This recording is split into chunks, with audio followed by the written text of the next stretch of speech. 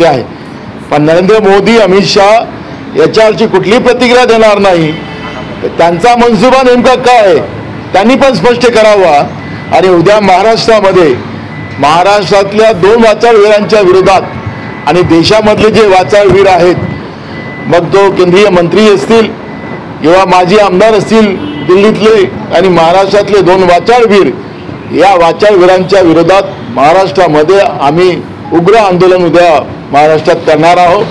सरकारने तातडीनं कारवाई या लोकांवर करावी आणि कारवाई केली नाही तर मग आम्ही रस्त्यावर उतरू. आता ही लढाई पुढे नेऊ, पण राहुल गांधीच्या केसाला धक्का लावण्याचं ही स्वप्नामध्ये यांनी विचार करू नये, एवढीच भूमिका आम्ही या ठिकाणी मांडतो आहे. भाजप खासदार अनिल बोंडे म्हणतायत की राहुल गांधींची तर त्यांना चटके द्या.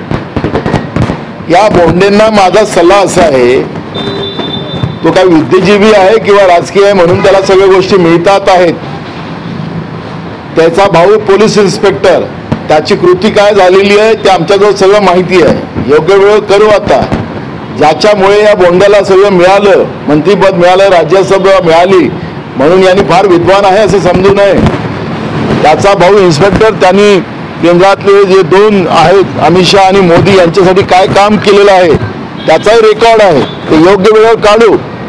पण ज्या पद्धतीनं सूर्यावर थुकण्याचं, राहुल गांधींच्या बद्दलचं वक्तव्य करायचं याला अधिकार पण नाही, लायकी पण नाही. दुसऱ्यांदा असं वक्तव्य करू नका. 2 महिन्यामध्ये नवीन सरकार महाराष्ट्रात येते आहे आणि त्यावेळेस सरकार आल्यानंतर या बोंडेंना हे माहिती नाही की तो कुठं जाणार.